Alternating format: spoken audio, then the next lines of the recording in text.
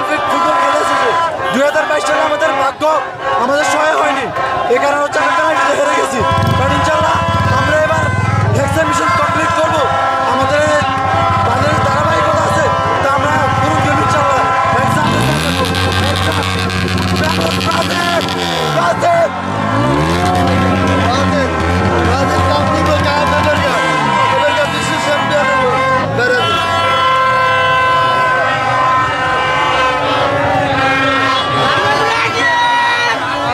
Brazil আজকে জিতবে না হারবে? জিতবে জিতবে অনেকে বলছে ব্রাজিল আজকে জিততে পারবে না।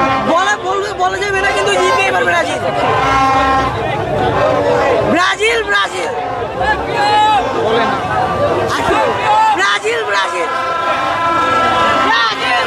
দর্শক, আপনাদেরকে সরাসরি দেখানোর চেষ্টা করছি ঢাবি এলাকায় যে টিএসসি রয়েছে ঠিক সেখানে, এবং আপনাদেরকে দেখানোর চেষ্টা করছি ব্রাজিল সমর্থকদের বাদ ভাঙা উল্লাস। ঠিক আছে, এই ভালো খেলা নিয়ে আমরা হচ্ছে এক্সাইটেড। ঠিক আছে, এখন নেইমার খেলতে পারবে না, এই জন্য আমরা খুবই দুঃখ প্রকাশ করতেছি, কিন্তু আশা করা যায় খুব ভালো ম্যাচ হবে ইনশাল্লাহ। ঠিক আছে, অনেকেই বলছে ব্রাজিল গ্রুপ পর্ব হয়তো বা পার করতে পারবে না, আপনাদের মন্তব্য কি? অনেকে বলা যায় কিছু হবে না, খেলা হবে মাঠে। এবার ব্রাজিল আরো শক্তিশালী, কারণ গতবার হয়তো একটু দুর্বল হয়ে গেছিল, কিন্তু এবার তারা অন্যভাবে প্রস্তুতি নিয়ে আসতেছে। এবারকার ইনশাল্লাহ ব্রাজিল খুব ভালো কিছু দেখাবে। ঠিক আছে, আমরা ইনশাল্লাহ আশা আছি যে ব্রাজিল একটা ট্রফি নিবে ইনশাল্লাহ। এবার 6টা স্টার হবে, 6টা স্টারের অপেক্ষায় আমরা আছি।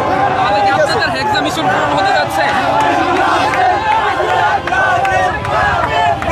ব্রাজিল জিতবে না হারবে? কি মনে জিতবে করছেন? জিতবে অবশ্যই জিতবে ইনশাল্লাহ। আমরা একটু ভয় আছি নেইমার নাই এটার জন্য, কিন্তু জিতবে ইনশাল্লাহ।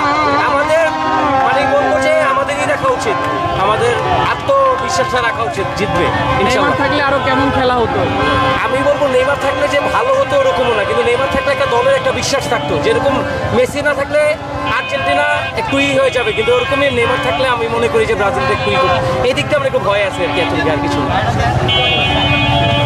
দর্শক, আমরা কথা বলছিলাম যারা ব্রাজিল সমর্থক রয়েছে তাদের সঙ্গে, এবং আমরা এই টিএসসি এলাকার চারপাশে কিন্তু দেখতে পাচ্ছি যে ব্রাজিল সমর্থকদের আনাগোনা রয়েছে বেশি, এবং তাদের বাদ ভাঙা উল্লাস আমরা লক্ষ্য করছি। তারা একটু পর পর বিভিন্ন মিছিল নিয়ে কিন্তু তারা আসছেন, এবং আমরা দেখছি এখানে আর্জেন্টিনা সমর্থক যারা তারাও কিন্তু রয়েছেন।